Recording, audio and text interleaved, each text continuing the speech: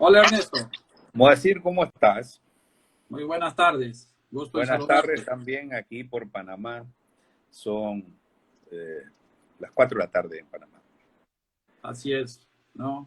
Muchas gracias por haber aceptado nuestra invitación a conversar un poco con los dentistas que están realmente preocupados en saber lo que pasa en el mundo, ¿no? Bueno, Gracias muchachos, también, Moacir. Gracias.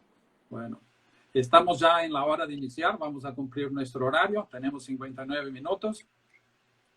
Bienvenidos pues al programa Energía Positiva. ¿Y ahora qué hago? Este programa fue creado para aportar ideas positivas que nos ayuden a superar la crisis que estamos viviendo actualmente en la odontología en el mundo. Vamos a hablar solamente de ideas positivas para enfrentar el impacto social y económico que estamos sufriendo por causa de la pandemia del coronavirus, ¿no? Y hoy vamos a entrevistar al economista, por favor, muy famoso, Ernesto Bazán, el CIO y fundador de Ernesto Bazán Trade Corporation desde 2011. Es fundador de la calificadora de riesgo EB Ratings. Es economista y magíster en finanzas.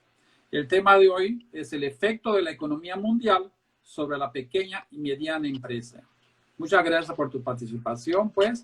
El objetivo que tenemos con estas entrevistas es ayudar a las personas que están atravesando una crisis personal y profesional a visualizar su real valor de forma que puedan conquistar sus sueños y establecer metas que las lleven al éxito permanente. ¿Y cómo logramos esto? Pues invitando personas como usted, Ernesto, con esa gran experiencia profesional, altamente capacitado, que nos agrega conocimientos que no tenemos en nuestra área. Muchas gracias de nuevo por estar aquí. Me gustaría iniciar pues preguntándole algo que está pasando aquí en todos los países del mundo. Estamos sufriendo con el aislamiento social para impedir que el virus se propague rápidamente. Me diga, ¿cómo es que usted ve este aislamiento social, este aislamiento está afectando la economía de las personas en el mundo? Bueno, como lo estamos sufriendo muchos, que estamos en casa eh, por, por obligación y como consecuencia de las medidas frente a esta pandemia, nos ha generado muchos cambios. Primero, nos ha generado cambios en nuestra actividad profesional. Segundo, en nuestra actividad personal también, por las cosas que solíamos hacer y que ahora ya no podemos hacer. Incluso en nuestra forma de interactuar también en las familias. Pero te diría que hay un componente importante y es que hay pues un cambio en los presupuestos familiares, ¿no? Hay un cambio en los presupuestos familiares, producto de que ya no se puede salir a la calle, ya no se puede ejercer una actividad profesional. En algunos casos hay personas que están privilegiadas y que pueden trabajar desde casa, ¿no? Pero muchísima gente en el mundo, por ejemplo, meseros de restaurantes o vigilantes de estacionamiento, que no pueden trabajar desde casa, ¿no? Entonces, todo esto les está afectando y está generando pues un ajuste temporal en nuestras economías familiares. Sí, esta falta realmente a todos los micro, pequeñas empresas, como dijiste, los médicos, los garzones, los meseros, los dentistas, los peluqueros, que tenemos esa actividad que enfrentamos de público normalmente todos los días, estamos impedidos de trabajar. Y realmente eso está afectando el bolsillo y la economía de todas las familias, ¿verdad? En el mundo entero creo que es eso. Sí, Bueno, pues, digamos, hay una consecuencia importante que no debemos nosotros subestimar, que es el impacto psicológico en las personas, ¿no? Es decir, eh, eh, digamos, la salud también es mental y no podemos dejar de ver que toda esta situación está afectando la tranquilidad de las personas, ¿no? Entonces, tenemos que saber afrontar eso, así como se puede presentar una enfermedad a cualquier persona. También este impacto en la salud mental nosotros tenemos que saber afrontarlo y saber sobrellevarlo, porque es algo inherente a la situación y está ocurriendo, ¿no? O sea, las personas tienen cierta intranquilidad, hay también incertidumbre, ¿no? Porque creo que hasta ahora ninguna persona en el mundo nos ha dicho cuándo es que se va a terminar todo esto. Y ese desconocimiento y esa incertidumbre hace que haya un componente adicional en la actitud mental de las personas y que sea, pues, que las termine perturbando, ¿no? No podemos dejar de negar eso. Entonces, frente a eso, pues nada mejor que tener una actitud positiva, ¿no? Exacto. Mira, para que veas cómo pensamos casi igual, que la primera entrevista que hice aquí en este programa fue con una psicóloga. ¿Por qué? Porque yo noté que las personas realmente en el mundo están, este periodo de confinamiento, este periodo donde están solas, es muy drástico. Entonces, ella, esa psicóloga, está ofreciendo su servicio voluntario de una manera gratis. Entonces, si alguien quiere y necesita conversar con alguien, esta nuestra psicóloga está a disposición de cualquier persona para ayudarlo. Ella tiene un equipo muy grande de psicólogos que ya trabajan online, ya tienen experiencia y están dispuestos sí, a ayudar a todos los que lo necesitan. Mira, creo que eso es algo muy positivo, ofrecer ese servicio gratuitamente. Bueno, Sí. eso es buenísimo. Mira, fíjate qué interesante porque hay mucho voluntariado actualmente y el voluntariado tiene dos ventajas. Ayuda a la persona que se beneficia del voluntariado, ¿no? Alguien que tiene alguna intranquilidad, alguna preocupación y que recurre a un psicólogo, pero también ayuda al psicólogo, porque las personas en nuestro estado inherente y normal necesitamos ejercer actividad profesional. O sea, sí, independientemente que esta sea remunerada y que eso sea legítimo y todo lo demás, las personas necesitamos tener actividad profesional, ¿no?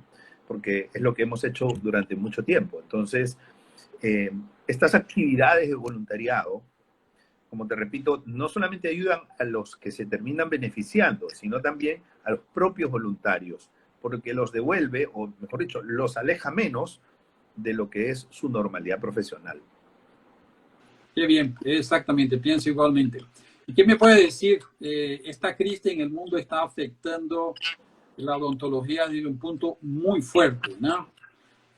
¿Cómo tú ves eso en las áreas de los médicos, los profesionales liberales? ¿Tú crees que esta crisis se va, como no tenemos una fecha, tú crees que es muy fuerte? ¿Qué podremos pensar sobre eso? ¿No? Bueno, yo te diría algunos mensajes importantes, ¿no? La actividad odontológica se ha afectado mucho, indudablemente, como otras, como la actividad turística también, por ejemplo. Y hay algo que no podemos dejar de ver, y es que esto algún día se va a terminar. O sea, ese es, digamos, si hay algo de lo que tenemos que estar convencidos todos, es que esta crisis se va a terminar en algún momento, ¿no? Sí, ¿Que nos duele? rápido. ¿Que nos duele? Sí, claro que nos duele. ¿Que nos incomoda? Por supuesto que sí. ¿Que nos genera incertidumbre? ¿Que nos cambió todos los planes? Por supuesto que sí. Pero hay una cosa de la que no vamos a poder dudar, y es que esto se va a terminar. Tal vez no podremos saber cuándo llegará ese día, pero sí sabemos que esto se va a terminar. Entonces, imagínate que estamos todos en un túnel y aunque no veamos la luz del túnel, sabemos que el túnel tiene un final. Entonces, eso es un primer aliciente, es una motivación que no debemos olvidar porque podemos afectarnos en nuestra tranquilidad emocional. Entonces, primero tener en cuenta que esto se va a terminar. Ojalá que se termine pronto, pero se va a terminar. Entonces, lo segundo, cuando pasan este tipo de cosas, en donde algunas actividades, como por ejemplo la de los dentistas, como por ejemplo la de los restaurantes o de los hoteles, por ejemplo, se termina abruptamente y se deja de ejercer durante un buen tiempo, después viene lo que se llama el efecto rebote, ¿no? el efecto rebote. ¿Qué cosa es el efecto rebote? Es que la gente empieza a necesitar, empieza a extrañar esos servicios. Yo estoy extrañando, por ejemplo, el servicio de peluquería, por ejemplo, ¿no? Y entonces tú sabes qué voy a hacer. La primera de las cosas que voy a hacer cuando esto se normalice, probablemente ir donde mi peluquero o el barbero a que me corte el pelo, ¿no? Entonces, y ese es el efecto rebote. Va a haber un grupo importante de personas que va a volver a demandar algunos servicios que por el momento se están olvidando. Entonces, ese es un mensaje digamos, de esperanza para aquellos servicios que de alguna manera se han interrumpido como consecuencia de esta crisis. ¿Okay? Mientras tanto, ¿qué es lo que yo recomiendo? Primero, ver hacia adentro qué es lo mejor que tienen los negocios, ¿no?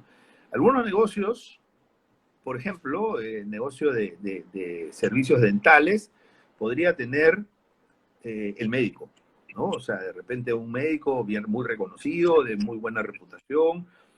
Otros podrían tener, por ejemplo, una buena relación con clientes, ¿no? Una relación en donde los clientes pues no los van a cambiar, es de mucha confianza, es de muchos años. Otros podrán tener una tecnología de repente superior al promedio. Cada uno tendrá algo bueno. Eso bueno que tienen los negocios, eso hay que cuidarlo. Esa es mi recomendación. O sea, analicemos qué es lo bueno que tenemos, porque eso bueno lo tenemos que cuidar en esta etapa en que estamos parados, para que cuando se termine eso bueno, que sea el prestigio, la relación con los clientes, la tecnología, lo que sea, nosotros lo pongamos a disposición de nuestros clientes. Si no los cuidamos y los perdemos, por ejemplo, imagínate una clínica que tiene buenos médicos, ¿no? Y no los trata bien, producto de esta crisis, y hay algún desentendimiento, y los pierde a los médicos. Cuando se termine toda la crisis y tengan que volver a dar los servicios, ya los médicos no van a querer estar. Entonces, eso bueno que tenía lo perdió, ¿no? Y el mensaje es, cuidemos lo bueno que tenemos, porque lo vamos a necesitar cuando esta crisis se termine. Contribuyendo con eso que estás diciendo, una cosa que estamos haciendo aquí en mi clínica, pues estamos manteniendo contacto con nuestros clientes, llamándolos por teléfono, diciéndoles, oye, si necesitas algo, estamos aquí. Estamos haciendo algunos videos en internet y se los mandamos sobre higienización bucal, que no descuiden, sobre nutrición. O sea, estamos intentando mantener el contacto con aquellas personas que siempre han sido nuestros clientes y siempre nos han ayudado en nuestra vida profesional. Entonces, un consejo, mantenga el contacto con sus clientes, no los abandone, ¿verdad? No abandones a los clientes, mantén la relación y también cuida las cosas buenas que tienen y por las cuales los clientes te reconocen. Me parece muy bien lo que ustedes están haciendo, digamos, estos mensajes de estos videos y también los tips que les dan a los clientes, porque los clientes lo necesitamos. Necesitamos los tips hay muchas cosas que no sabemos, que aprovechamos cada vez que conversamos con nuestro dentista, nuestro odontólogo, las veces en que tenemos que ir a atendernos, que son pocas veces al año, y ahí aprovechamos para aprender un poquito. Entonces, de repente, esto puede ser también una oportunidad para que envíen ustedes algunos tips, algunos mensajes a sus clientes acerca de cosas básicas como la forma correcta del cepillado, la forma correcta del uso del hilo dental, por ejemplo, el hilo dental, ¿no? Okay. Cuándo usar qué tipo de hilo dental, es decir, una serie de recomendaciones que los clientes van a valorar, ¿no? Puede ser a través de videos, puede ser también a través de textos, correos, blogs, ¿no? Documentos escritos, pero mientras más didáctico y más informativo, mejor. A los clientes les va a generar interés, los van a leer y van a poder mantener esa relación con ellos. Los vídeos cortitos, ¿no? Nada muy largo. No, nada muy largo, porque a las personas en general no nos gusta leer cosas largas, ¿no? Ni ver muchos mientras videos mientras más largo sea el mensaje, entonces más probable es que nos abandonen a mitad de lectura. Exacto, exacto. Además de esto, ¿qué más podemos hacer? Vamos a ver otra acción positiva aquí. Prepararnos. Bueno, mira, Estudiar, prepararnos para lo prepararnos que va a venir. porque lo que pasa que, vamos a decirlo así, nosotros estábamos hasta antes de la crisis en una etapa de normalidad. Normalidad, ¿no? En donde Moacir iba a su clínica, atendía a sus clientes, cobraba, daba sus servicios y pues era una época normal. Y de pronto pasas de esa etapa de normalidad a una etapa de crisis, en donde te dicen, mira, ya no se puede salir a la calle, ya no puedes tener contacto físico cercano con las personas, ¿no?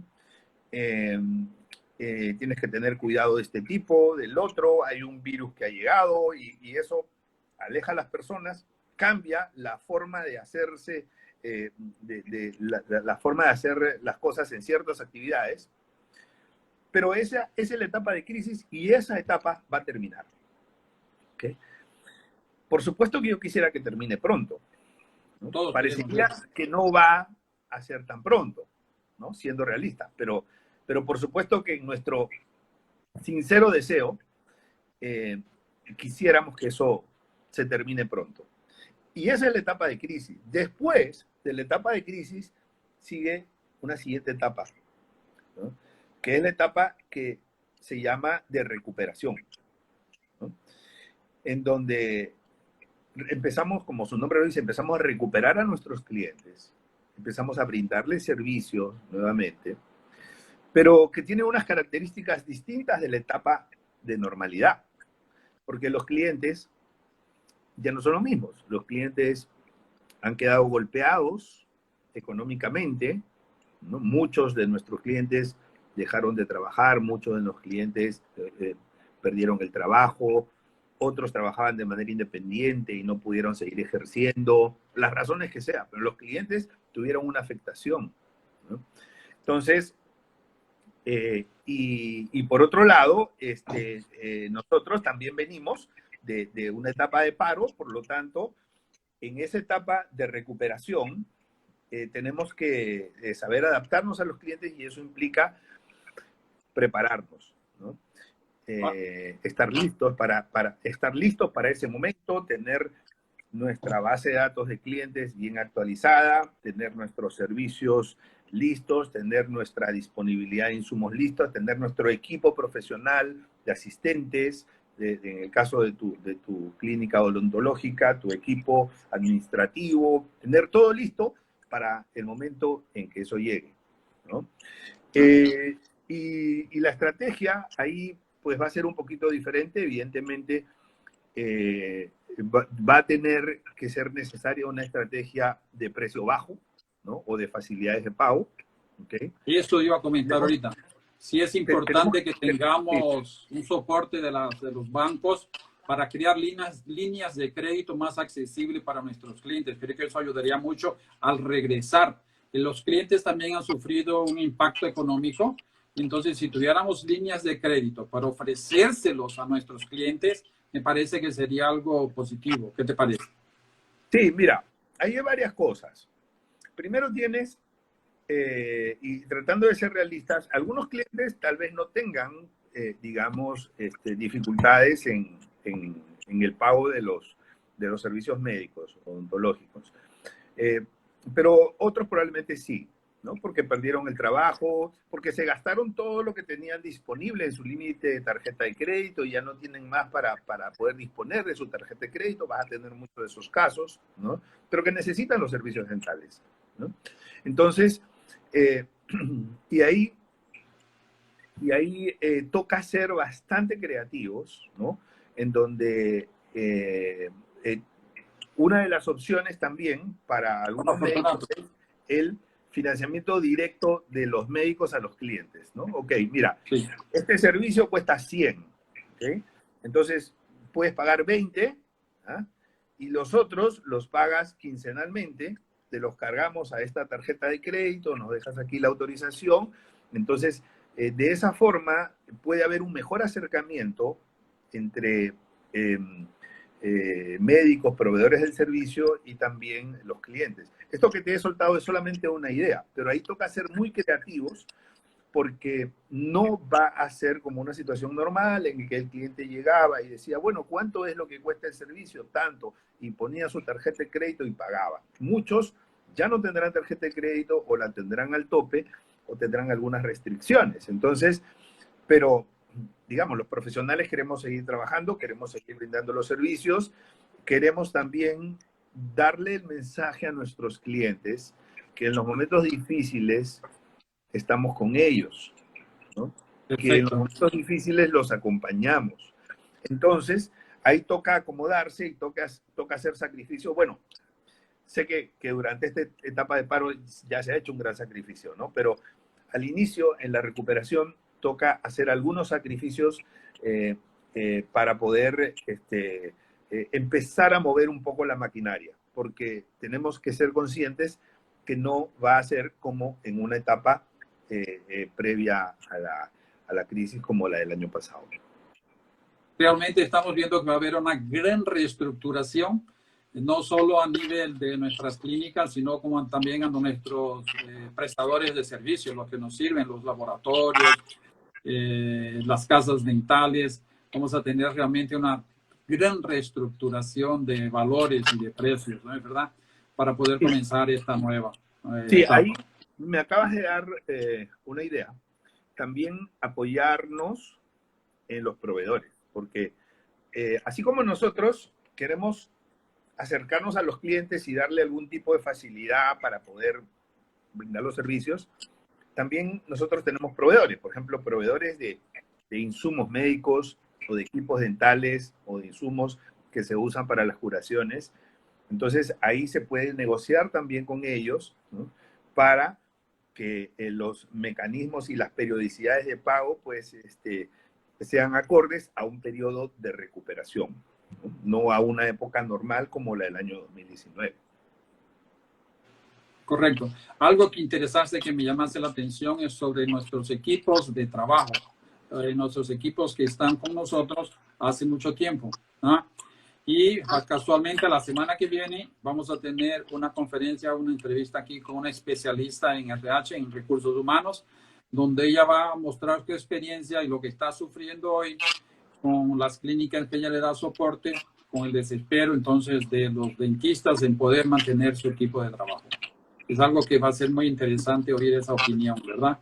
Sí, bueno, yo puedo hacer un pequeño comentario, si me permites. Claro. En mi empresa somos 4 personas en total y justamente hoy hablé con el equipo, ya habíamos tenido muchas conversaciones, pero hoy fui más enfático que nunca en el sentido de que tenemos que estar unidos en estos momentos, ¿no? Yo siento que este es el momento en que las personas que trabajan para una organización necesitan sentir el apoyo de la organización, ¿no? En diversos aspectos, porque como dicen que a las personas se les conoce, o a los amigos se les conoce en el momento difícil, ¿no? Este es un momento difícil, este es un momento en donde las empresas que ayuden a las personas podrán construir una relación de lealtad, una relación de reciprocidad, ¿no? Y que es sumamente importante porque no nos olvidemos que son las personas, ya sea los médicos, ¿no? Los odontólogos, los asistentes, la secretaria, la recepcionista, o sea, son los que terminan marcando la diferencia, ¿no? Entonces, corresponderá a cada empresario pensar, bueno, de qué manera nosotros podemos elaborar un plan para mantener a nuestro equipo de trabajo, si no al 100% como estaba antes de la crisis, por lo menos en un contexto en que está sintiendo nuestro apoyo. Entonces, ¿cuál sería la perspectiva que tenemos hoy en relación al desempleo que tenemos? Yo tengo un amigo en Ecuador que me dice, Moisés, yo tengo 57 empleados y la clínica no está atendiendo nada. ¿Qué voy a hacer con todo este montón de gente? Es desesperador porque ya se ha tenido un equipo durante 10 años, 15 años, y de repente en estas crisis te ves entonces en el punto, un punto que no tiene salida. Hay que resolverlo, pues. ¿Y qué sería el consejo en este? El desempleo va a venir. Disminuimos el salario, mantenemos mitad del equipo. O sea, Sí, cambiar un mira, equipo nuevo es mucho más costoso y trabajoso de que mantener sí, el equipo que ya estamos acostumbrados. ¿Qué podemos hacer en términos de eso? muy buen punto, porque las recetas no funcionan necesariamente igual en todas las empresas. En algunas empresas que tienen los recursos, que tienen ahorros, ¿no? Les puede funcionar un tipo de receta, ¿no? En otras que tienen recursos medios, otro tipo de receta que es llegar a un acuerdo, ¿no? Y en otras, otro tipo de receta, ¿no? En donde, pues, de pronto una reestructuración podría implicar un redimensionamiento de la organización. Pero eso depende de cada organización, de su contexto. También hay organizaciones que solamente pueden hacer una actividad. Por ejemplo, en el negocio que tú me mencionas, que es el de las clínicas dentales, prácticamente ese es la única actividad que pueden desarrollar, ¿no? Entonces, se hace mucho más difícil poder mantener a todas las personas, a todos los colaboradores dentro de la plantilla. Hay otros negocios, por ejemplo, un restaurante. Un restaurante ya no puede atender al público, pero de repente puede preparar productos para delivery, para envío, digamos, domiciliario, ¿no? Lo mismo un hotel. De repente el hotel no tiene, no está vendiendo habitaciones de hotel, pero puede desarrollar su cocina como servicio de alimentación, porque mucha gente, al no poder salir de casa, necesita probablemente que le lleven pues los alimentos ya listos y todo preparado, ¿no? Entonces, hay negocios que tienen cierto margen de maniobra, donde Sí, se puede flexibilizar. Hay negocios que no tanto, como por ejemplo el del consultorio médico. Y hay negocios que tienen tamaño grande, otros tamaño mediano, algunos tienen buena posición financiera, otros no tanto. Entonces, yo no te daría como una receta, pero te diría que lo que sí tiene que pasar en cualquier caso es que su equipo de trabajo, que es la familia, digamos, la familia profesional, sienta que, que se les puso en importancia, que se les puso en importancia, ¿no? Y que pues si se tuvo que terminar la contratación con ellos, era porque no quedaba otra alternativa, ¿no? O sea, pero que ellos sientan que la empresa le dio importancia a ellos, que los valoró, ¿no? Porque, porque de eso se trata la reciprocidad. Yo creo que todas las empresas quieren que las personas que trabajen en un determinado lugar se entreguen completamente, se comprometan completamente, y de eso se trata, ¿no? O sea, eso va de doble vía.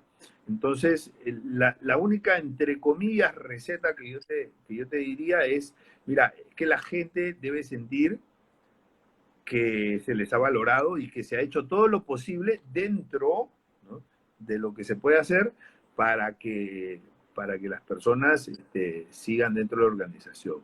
Si no se puede, no se puede, ¿no? Pero, y así es la vida, pero tienen los empresarios, pienso que tienen que dar ese mensaje, ¿no? ok. Estamos viendo aquí en Brasil, por ejemplo, se está proponiendo que se mantengan los empleados durante ese periodo de 6 meses, se les haga una disminución del salario a la mitad, más que no lo despidan por ese tiempo. cada gobierno está haciendo algunas acciones para mantener la economía, ¿no?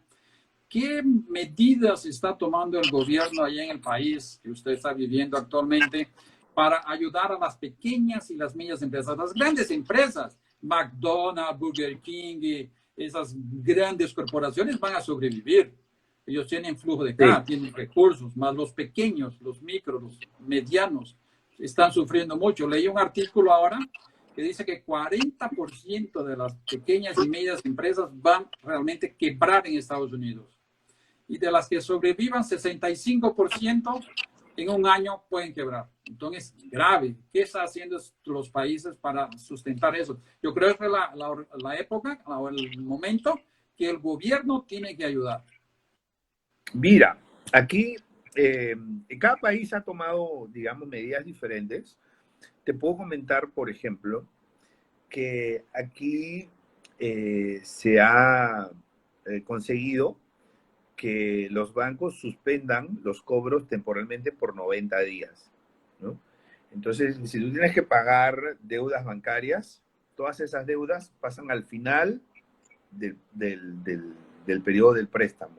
¿Okay? Entonces, durante 90 días, perdón. Sin aumentar los intereses, ¿no? No te aumentan los intereses, pero sí te los cobran. O sea, te cobran los intereses, o sea, todo lo que te han tenido que cobrar en esos 90 días, ¿no? Y te lo ponen y te lo van a cobrar con intereses, pero al final, ¿ok?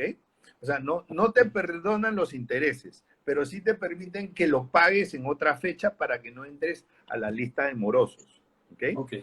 Eso es lo que están haciendo. También se están flexibilizando los impuestos. Hay determinadas fechas para pago de impuestos y se han alargado esos periodos de pago de los impuestos, sobre todo el impuesto a la renta, ¿no? Que es el impuesto más fuerte, y también algunas facilidades de pago para los impuestos. Otra de las cosas que se ha hecho, pero siempre hay una parte más favorecida que la otra, ¿no? Entonces, por ejemplo, cuando hablamos este caso de los bancos, entonces esto favorece ¿a quién? Principalmente a los bancos, ¿no? O sea, porque los bancos van a seguir cobrando los intereses, los acumulan y los cobran después, pero los terminan cobrando, o sea, no pierden, ¿no? En otras crisis, algunos gobiernos, ¿sabes qué han hecho? Han hecho esto. Bueno, bancos ya no pueden cobrar a sus clientes intereses y el principal pasa al final. Pero eso sí, depositantes de los bancos, ustedes ya no pueden cobrar sus intereses por los ahorros que tienen o los depósitos que hicieron en el banco. ¿Me explico? O sea, suspenden los intereses por los dos lados, para que los bancos no tengan que pagar a los depositantes, pero también para que los bancos no cobren a los deudores. Entonces, esa es una suspensión. De los dos lados.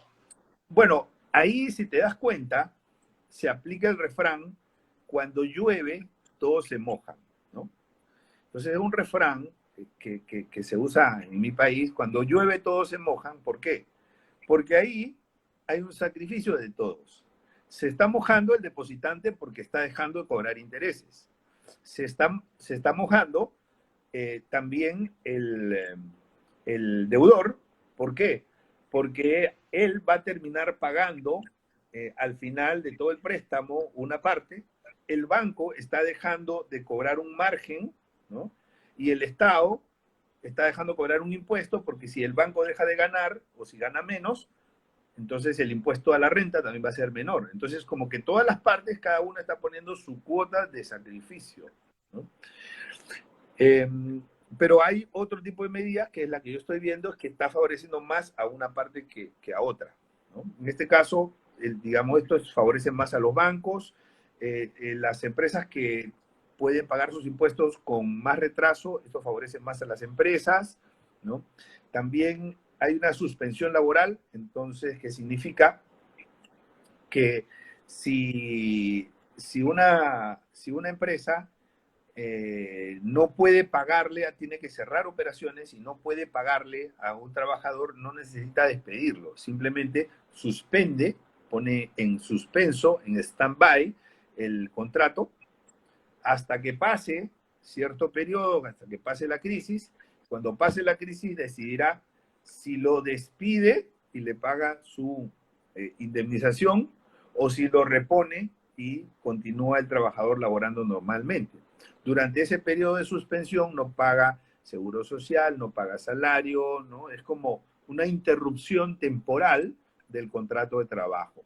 Entonces, indudablemente eso a quién favorece, a la empresa, pero el trabajador se está desamparado, ¿no? Exacto, eso que iba tocando el punto ahora, al trabajador. Ahora le toca al trabajador saber de dónde va a tirar sus recursos para Porque, mantener su claro, trabajo. que lo peor, por lo menos si lo despiden, ojo, si lo despiden, por lo menos tiene un cheque, ¿no? Tiene una liquidación de beneficios sociales que le sirve para afrontar los periodos que vienen, porque difícilmente va a poder trabajar, ¿no? O sea, estamos viviendo un periodo en donde las empresas no están contratando, ¿okay? Entonces, pero si se suspende, eso favorece tremendamente a las empresas, pero a los trabajadores los perjudica, ¿no? Entonces, y la verdad es que yo veo con preocupación eso porque todo esto que hemos comentado, de problemas económicos, de desempleo, de cierre de negocios, de pérdidas de empleo y de imposibilidad de ejercer actividad, sumado a el impacto psicológico de la frustración, la angustia, la incertidumbre, todo eso puede generar convulsión social, ¿no? Ya hemos visto nosotros, en el caso de Chile, en el caso de Colombia, en el caso de Ecuador, el año pasado, en el 2019, sin tener una crisis tan grande, como la gente se movilizaba por cientos de miles de personas por las calles, protestando, y eso puede ser un problema grande, porque digamos, a diferencia de algunos actos específicos, puntuales, cuando salen cientos de miles de personas, no se puede hacer una contención policial ni militar, porque no se puede. O sea, se pueden Hay mucha contener 10 gente. personas, 20 personas que se están portando mal en la calle, pero son 10 o 20, ¿no?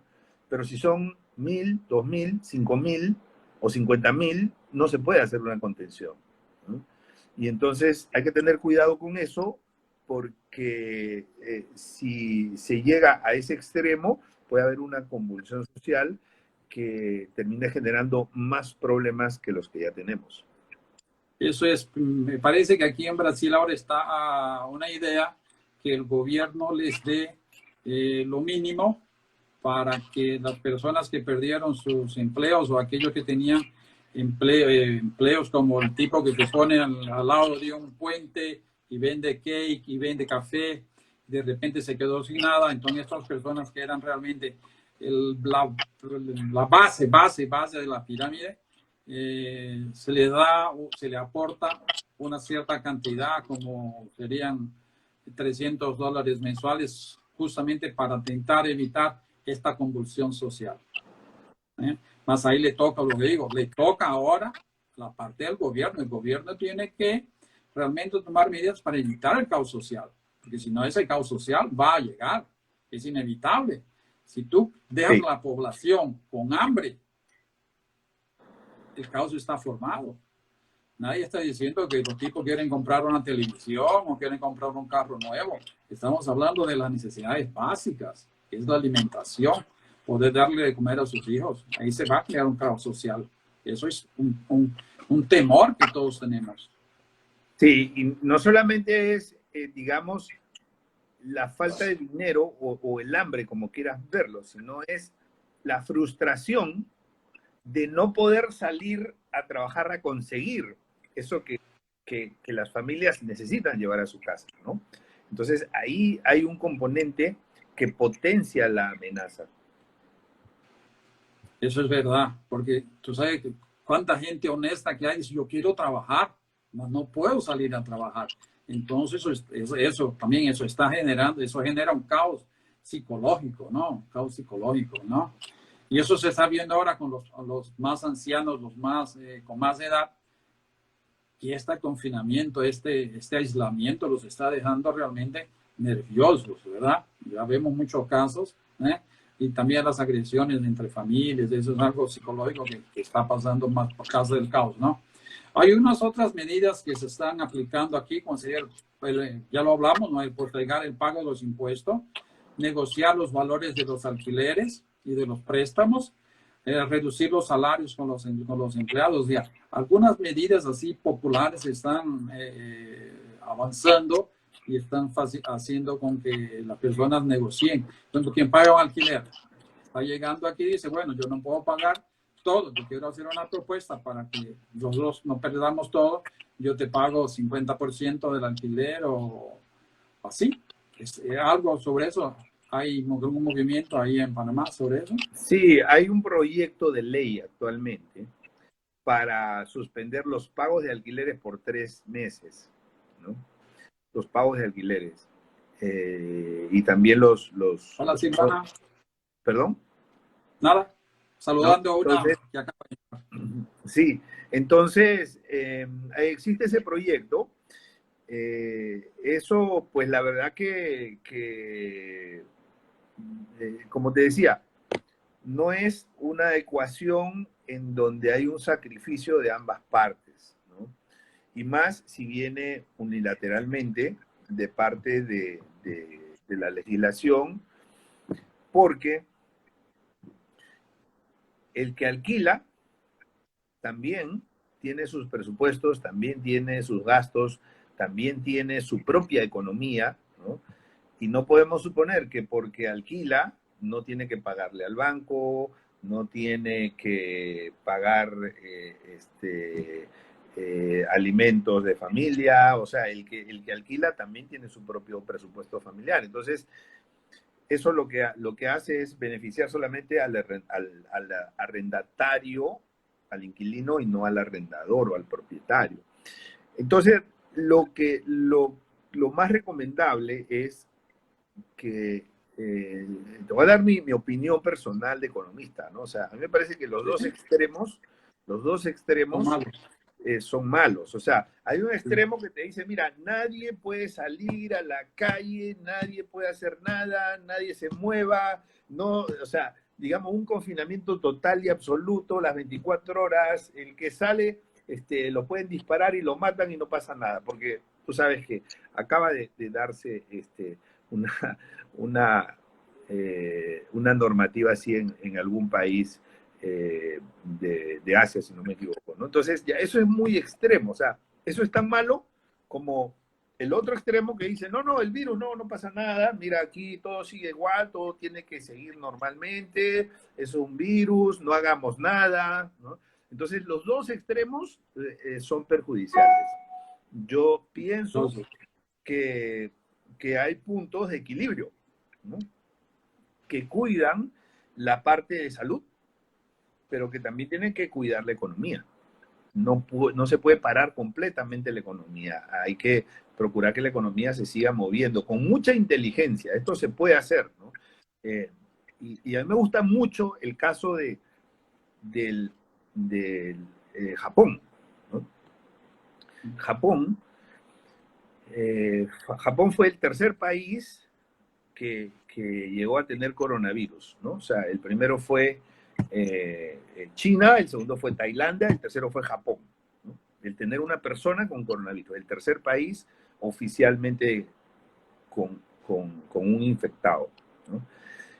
Y Japón no ha hecho aislamiento y tiene bajo control el virus. O sea, Japón está dentro de los países que tiene menos, te voy a decir, por aquí ando yo con las cifras.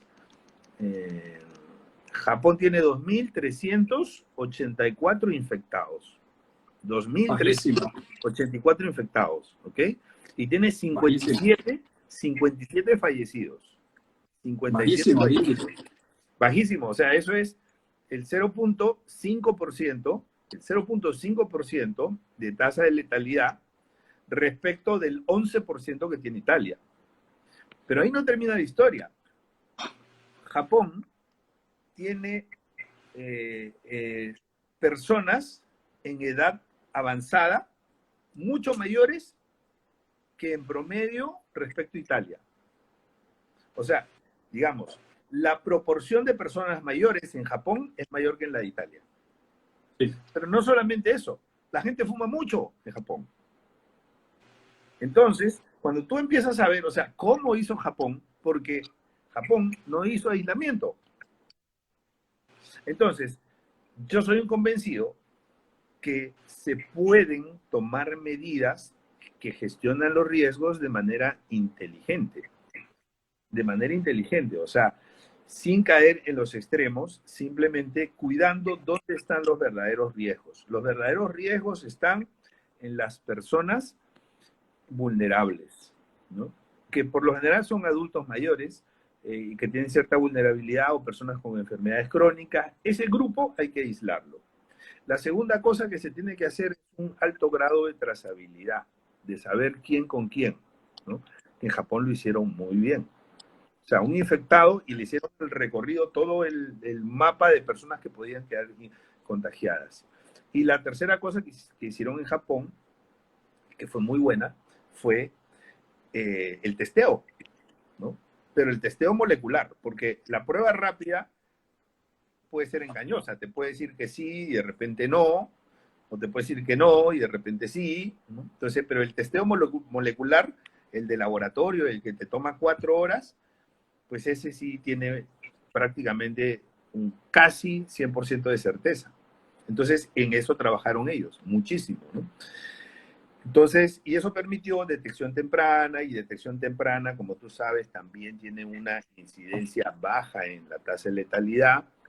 Así que hay casos muy interesantes de estudio en donde no necesitamos caer en el confinamiento absoluto para que podamos cuidar a las personas, ¿no? Sino que de manera inteligente podemos tomar una serie de medidas viendo dónde están realmente los verdaderos riesgos para de esa manera poder permitir que los otros problemas que trae el virus, que es el problema económico, que es el problema de la frustración social, psicológica, todo eso, no termine afectando a la población, ¿no? Es interesante, ¿no? No me había percatado de esta peculiaridad de Japón. Eso es cultural, ¿no? Ellos utilizan ese concepto de protección y todo eso es una otra cultura, ¿no? Pero Sí, debería servir de ejemplo, sí, para el mundo entero, ¿no?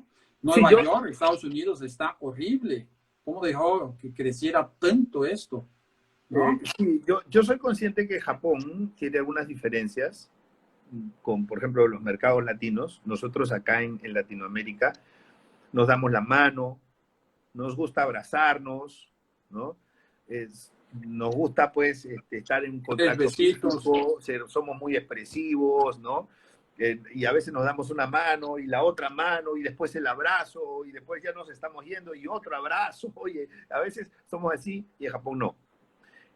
Eso indudablemente es un elemento cultural en donde en Japón, de acuerdo a las costumbres, las personas no deben tener contacto físico con otras, ¿no? Y que es un tema totalmente cultural. Eso evidentemente favorece muchísimo digamos, o impide que la tasa de contagio aumente, ¿no? O sea, indudablemente sí. Es un elemento importante. La limpieza también, la costumbre de limpieza que tienen en Japón, pero es que no es solo Japón, mira, es Japón, Hong Kong, Tailandia, Corea del Sur, ¿no? O sea, esos son los países que probablemente han manejado mejor la crisis, ¿no? Y yo Pues, pienso que ¿por qué? Porque estaban bien preparados. Porque ya ellos tuvieron unos sustos con otros virus que se dieron en años pasados, ¿no? Primero el SARS, después el MERS, o sea, ya ellos tuvieron unos sustos. ¿no? Y nosotros en este lado del mundo ni nos enteramos de eso, o sea, realmente no nos asustamos, o sea, no fue un problema nuestro, pero ellos sí tuvieron un cierto grado de preparación y eso también les ayudó mucho a que pudieran implementar medidas efectivas. ¿Sí? Y te comento, dijiste Tailandia, ¿no? Casualmente mi hija estaba en Vietnam, ahora cuando comenzó esa crisis horrible, fue muy difícil para ella salir de Vietnam, consiguió creo que salir en el último vuelo y ella estaba viviendo en Tailandia, esperando pasar esta crisis. Y ya me cuenta que allá es totalmente diferente de lo que las medidas que se están tomando aquí, ¿no? Nadie sale a la calle, hay un respeto muy grande, nadie se abraza, nadie te toca. Cuando va al supermercado mantienen su distancia. O sea, es una otra cultura, una otra cultura. Más mudando un poco el asunto, dime, ya discutimos medidas para corto plazo, medidas para medio y largo plazo en la área económica. ¿Cómo podemos planear para algo a medio y largo plazo para que la economía dental y la economía médica ahora salga adelante? Bueno, mira, yo pienso que en el largo plazo tenemos que nosotros identificar qué cosas en el mundo han cambiado, ¿no? O sea, porque yo te hablé de las tres fases, o sea, te hablé de la fase de normalidad, de la fase de crisis y de la fase de recuperación. Cuando llegue la fase de recuperación, tú sabes que, vamos a decir, el mundo ya no será igual. Nunca. El mundo no será más igual, eso es verdad. El mundo ha cambiado. El mundo será diferente. Entonces, una recomendación que yo le doy a mis amigos empresarios o a mis trabajos profesionales es, fíjate cómo cambió ese mundo y cómo eso te afecta a lo que tú sabes hacer, ¿no? Y te pongo un ejemplo. Hoy en día ya se habla mucho de que la educación privada ahora pues se va a virtualizar, ¿no? Si no al 100%, por lo menos en gran medida. O sea, que los niños o de primaria o de secundaria podrán hacer sus tareas en casa, podrán preguntarle al profesor en vivo, podrán estar cada uno en su casa y de repente el mundo va a cambiar hacia eso, definitivamente. O de repente no, de repente solo parcialmente en algunos casos. Pero algunas actividades ya no volverán a ser las mismas, ¿no? Yo me dedico a hacer capacitaciones. Mis capacitaciones también serán diferentes, ¿no? Mis capacitaciones que eran presenciales, de repente ahora ya serán online, serán virtuales, serán por plataformas. Pero eso hace o sea, ese cambio en la forma de hacer las cosas abre ciertas visiones estratégicas. ¿Por qué? Porque si yo, digamos, si yo dirijo una escuela y voy a cambiar mi forma de llevar los cursos a un formato virtual, entonces yo puedo captar clientes de otra provincia o de otro estado, cosa que antes no podía hacer.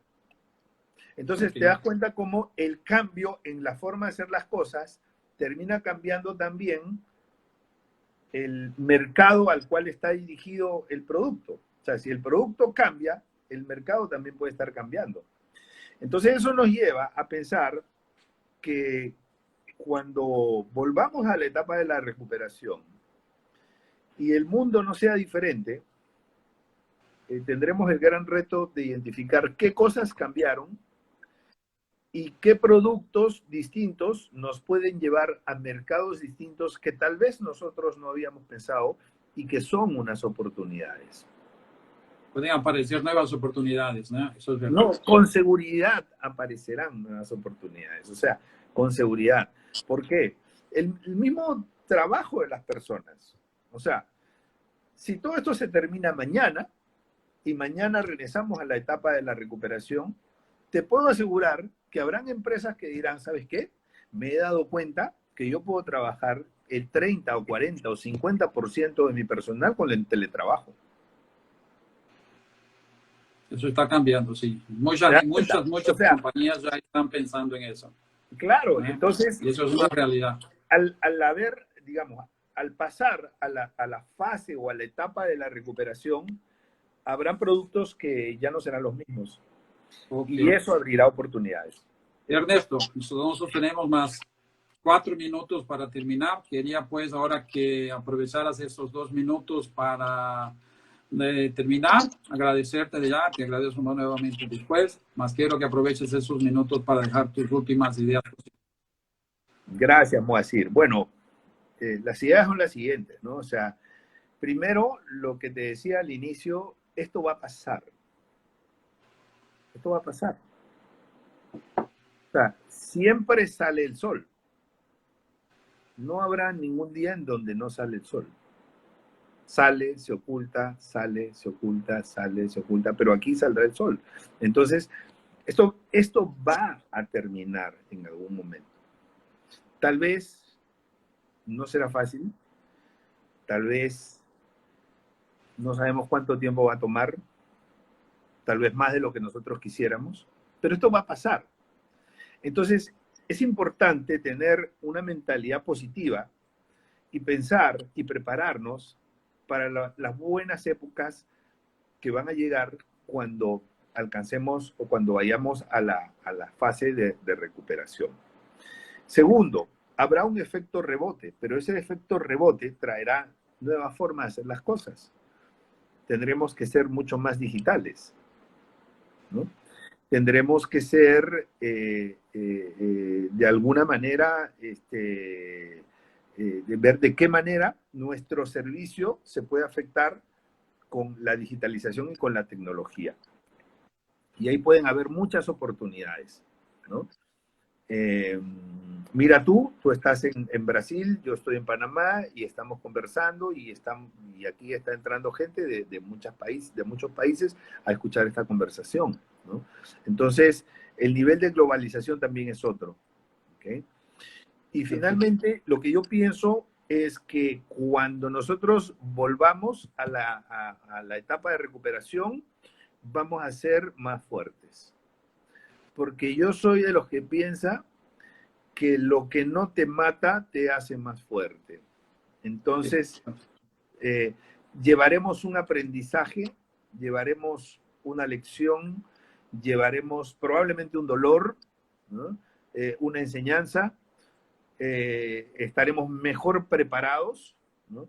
Y seremos profesionales y personas y empresas más fuertes. Ese es mi mensaje. Bueno, quiero agradecerte inmensamente por tu contribución a la sociedad, por tu contribución. Más debemos terminar, porque si no terminamos, no me permite el Instagram que grabe nuevamente nuestra conversa. Muchísimas gracias. Ha sido un honor y un privilegio poder contar con tu contribución. Muchísimas gracias. Los esperamos en la próxima live. Ernesto. Gracias a ti, Moacir, y a todos los amigos que nos acompañaron. Bueno, pues ahí conversamos. Un gran abrazo. Hasta luego y hasta la próxima. Hasta luego.